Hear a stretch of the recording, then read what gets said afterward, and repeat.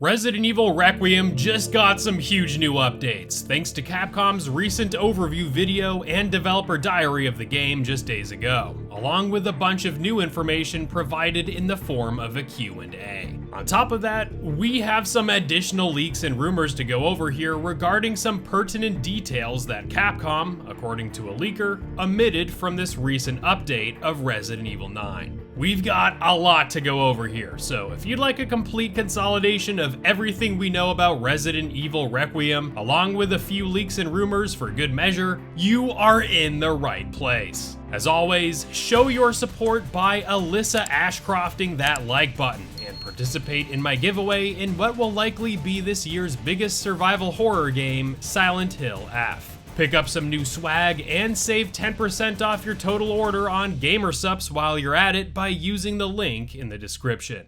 Alright, we were finally able to see some of that gameplay demo that was teased a couple weeks ago at Summer Game Fest, thanks in part to Capcom's recent developer diary. But in addition to that, we've also learned a lot more about this game in the process, thanks in part to not only the developer video, but also from the Q&A, along with more leaks and insider information. We're going to split this into a few sections here, listed on your screen, starting with the game's setting, before going into the characters that are both confirmed and rumored to be featured in Resident Evil 9, and finally closing out with the important new information related to the title's gameplay. So if you're wanting to jump around here, use the chapters included to navigate your way. I've bundled all this information, including the developer diary on Capcom's website, the game's overview video, the Q&A, and the insider information all in here, so just know that no detail is being left unaccounted for. Starting off with the setting.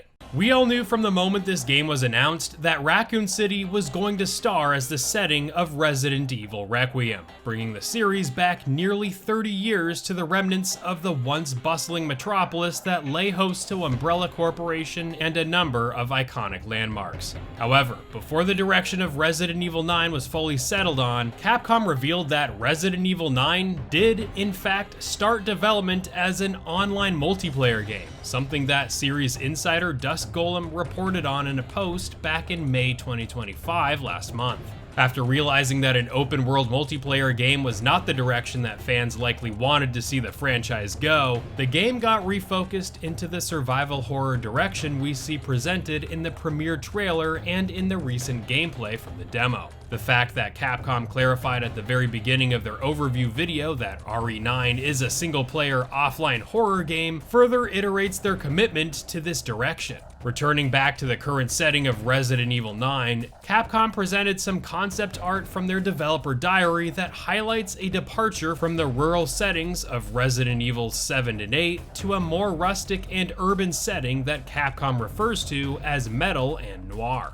This concept art of the Wrenwood Hotel's surrounding area certainly showcases the shift away from the rural settings of the previous two games to a more urban focus in RE9. These accompanying screenshots taken from the developer diary also drive home that Raccoon City and Rhodes Hill, the area neighboring Raccoon, showcases that metal and noir aesthetic Capcom is going for here. And yeah, I can see why Capcom is leaning into this look, as this setting and look is prime for creating tension and providing good scares. To double down on the horror element Capcom is going for here in RE9, the developers state that the concept aimed at is, quote, addictive fear, end quote, where, according to the Q&A with RE9 producer Masato Kumazawa on PlayStation Blog, the concept aims to add a level of curiosity to the player, compelling the player forward throughout the game, even though faced with terrors lurking around every corner. Going further, Kumazawa explains that the return to the more traditional survival horror results from the most recent titles, being Resident Evil Village and Resident Evil 4 Remake, leaning more heavily into the action.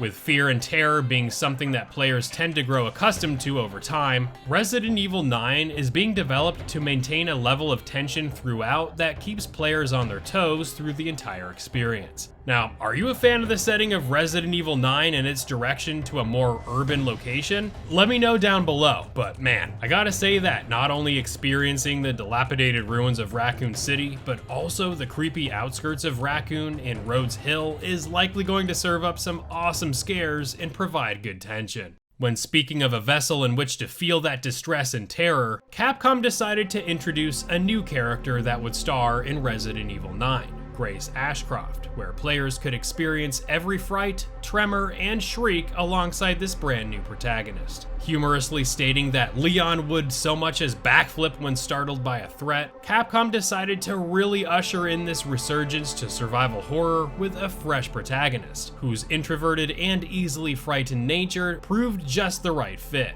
Now, don't worry, we'll circle back to Leon in just a bit, but to stick here with Grace a little longer, Grace's design and relationship to Alyssa Ashcroft, a prominent character in Resident Evil Outbreak Files 1 and 2, was integral in providing a link back to Raccoon City for the franchise, and performs double duty in affirming the game's title, Requiem. It is a requiem for Grace in facing the murder of her mother, Alyssa Ashcroft, 8 years ago. It is a requiem for all the people who were affected by the Raccoon City incident. It's really a eulogy for the whole series, taking place roughly 30 years after the missile strike on Raccoon City and its surrounding areas. So many characters tie back to this location throughout the franchise, including Leon S. Kennedy, who series insider and leaker Dusk Golem is still adamant on saying will be here in Resident Evil 9 as one of the primary protagonists. As with all leaks and unconfirmed information, take this with a grain of salt, but seeing as Dusk was right about a number of things regarding this game, including Requiem being its title, the game initially being developed as an open-world multiplayer game, and featuring both first and third-person play modes, it's worth going over what this guy has to say.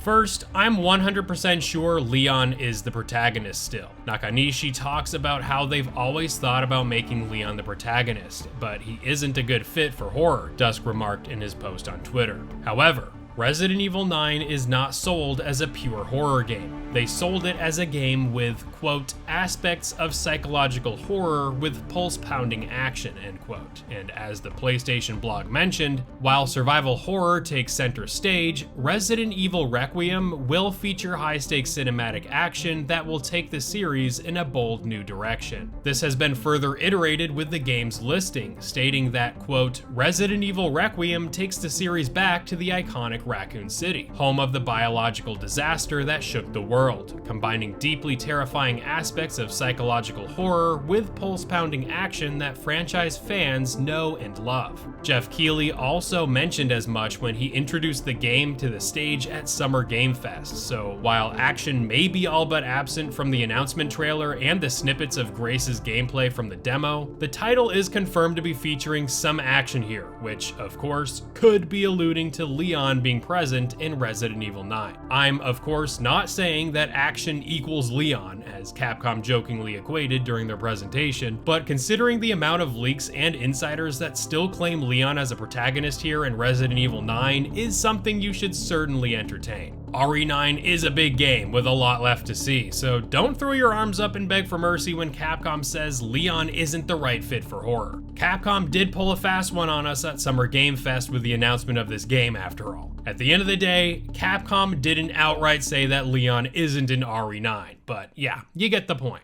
We still have a lot ahead of us, folks.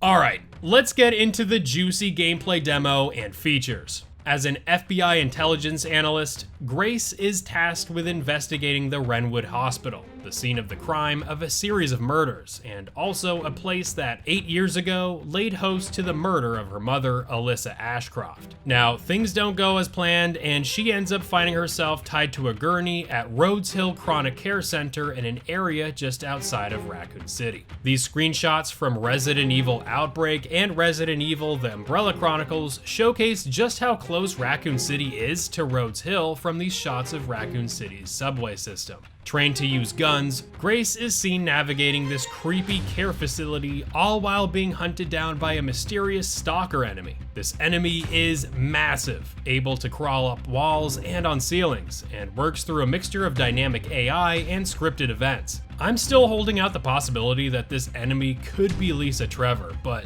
that's a discussion for the comments section. But as we see here in this slowed down shot, we can make that this, well, thing is absolutely enormous. dangerous. Anyway, that's really the extent of the gameplay demo from a content perspective, but here we get a greater understanding of the two gameplay modes, the fully featured first-person and third-person gameplay perspectives. The PS blog goes into more detail here of these modes, but essentially what you need to know is that each of these play modes are of peak quality, meaning anyone fearful of Resident Evil Village's somewhat lackluster third-person mode should rest assured that this game's third-person mode plays much better, akin to a game designed for that mode in mind, just like the recent Resident Evil remakes. The same can be said of the first-person mode as well, as RE Requiem producer Masato Kumazawa said, quote, "It's essentially like developing two separate games in parallel," end quote. Noting that adjustments were made to evoke fear from the player in both of these modes, significant changes were made to character models, animations, UI, sound design, and other balances to tailor the experience for both these play modes. This is absolutely incredible from Capcom and shows a clear desire to make the game resonate regardless of which mode you're playing. These are two fully featured and tweaked modes that aren't simple perspective shifts, but rather have tons of work go into them to ensure that they are fully enjoyable that keeps the tension and terror high throughout. I can only imagine that this design allows for so much more replayability here, so just hearing that Capcom tweaked the experience beyond just a simple perspective shift for these two modes is icing on the cake. That said, let me know in the comments which mode you're going to play in first and why. I'm gonna ride default the entire way through on my first playthrough, so that means first person with grace, but as far as the other unannounced protagonist, we'll just have to see which setting that certain mystery character will default to. That's all I have for you in this one, my friends. Be sure to check out my comprehensive video on the deadliest infections and viruses in all of Resident Evil as we approach Resident Evil Requiem next year. And I look forward to seeing you all real soon in the next one.